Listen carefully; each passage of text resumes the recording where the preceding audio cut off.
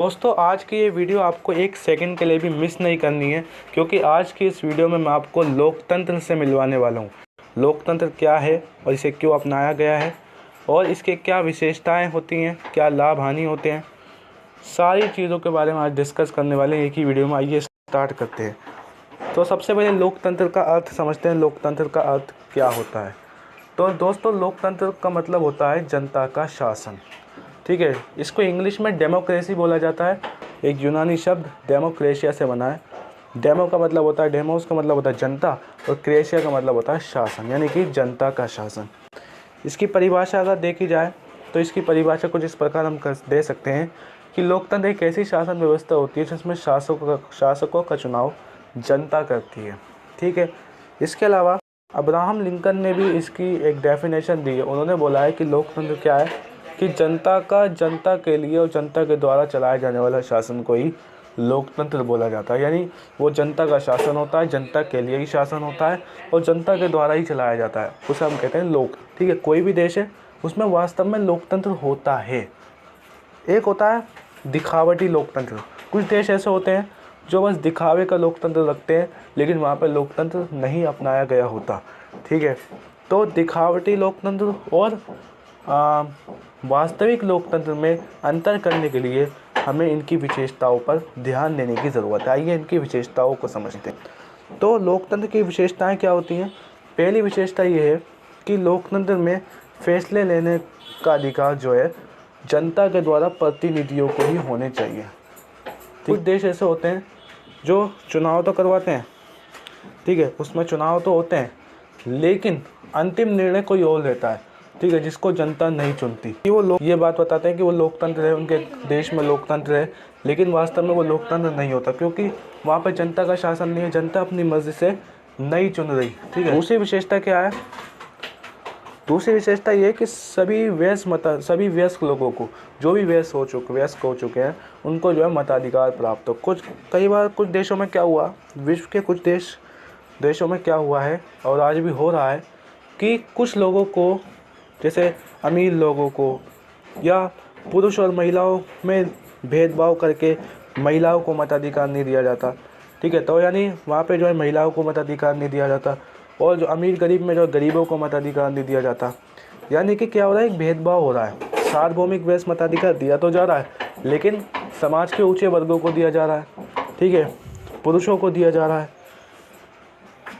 या फिर जो मान लीजिए कोई देश है, उस देश में कोई विदेशी भी रह रहे हैं, विदेशी कुछ समूह है, तो उन विदेशियों को नहीं दिया जा रहा।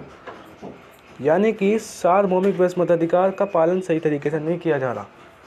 तो लोकतंत्र होता है, उसकी एक विशेषता ये भी है कि सभी वयस्क, जो भी वयस्क हो गए हैं, ठीक है, जिन्होंने भी 18 साल की उम्र पार कर ली है, वो जो है, यानी जिन्होंने भी 18 साल की उम्र पार कर ली है, वो जो है क्या कर सकते हैं, वो चुनाव देने के योग्य हैं, वो मत देने के योग्य हैं, वो मत दे सकते हैं। क्लियर हो गई बात? तो लोकतंत्र की वे, और ध्यान रखना, जो भी वयस्क मताधिकार, जो भी वयस्क नागरिक होते हैं, उन वयस्क नागरिकों को जो अधिकार प्राप्त होते हैं, उनकी वैल्यू भी समान होती है।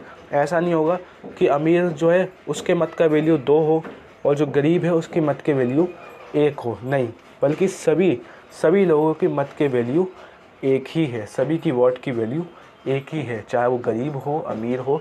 तो लोकतंत्र की ये दूसरी विशेषता है कि सभी को जो है, जो भी वयस्क हो चुके हैं, उनको जो है सार्वभौमिक वयस्क मताधिकार दिया जाए। और दूसरा, सभी लोगों का जो वोट का वैल्यू हो वो सेम हो, बराबर हो, इक्वल हो।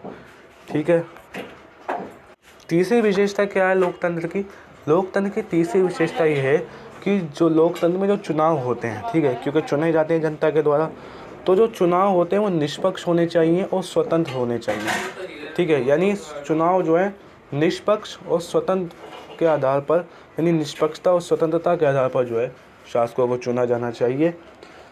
ठीक है, उम्मीदवार, यानी जो जनता है, जनता के पास विकल्प होने चाहिए। ये नहीं है कि पूरे देश में केवल एक ही पार्टी है, वही सरकार बनाई जा रही है, ठीक है, वही सरकार बनाई जा रही है, विपक्षी दल हारे जा रहे हैं। तो कहने का मतलब है चुनाव निष्पक्ष होने चाहिए, स्वतंत्र होने चाहिए, पूरी ईमानदारी के साथ होने चाहिए।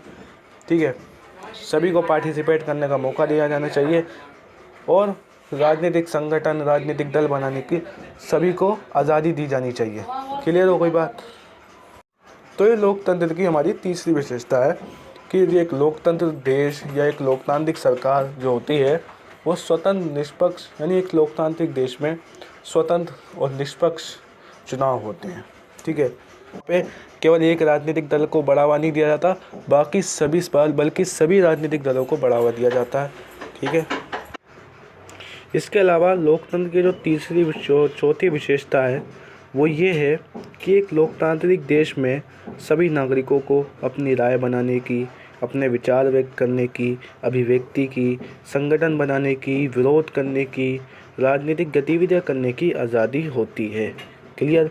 यानी एक लोकतंत्र देश होगा ना, वहाँ पे सभी नागरिकों को इज्जत दी जाएगी, सभी नागरिकों का जो है इम्पोर्टेंस दी जाएगी। क्लियर? और जो लोकतांत्रिक सरकार है, ठीक है, कोई भी सरकार है, वो जो है संवैधानिक कानूनों, ठीक है, कानूनों के मुताबिक और नागरिक अधिकारों को ध्यान में रखकर अपना काम करती है। ठीक है, अगर वो अपना काम कर रही है, ठीक है, अब अपना काम करना चाहती है, तो ऐसा नहीं है कि वो अपने नागरिक अधिकारों का उल्लंघन करे या संवैधानिक कानूनों का उल्लंघन करे। नहीं, जो भी वो नीतियाँ बनाना चाहती है, जो भी वो बदलाव करना चाहती है देश में, उसके लिए वो संवैधानिक कानूनों का पालन करे, नागरिक अधिकारों का पालन करे। ठीक है, क्लियर हो गई?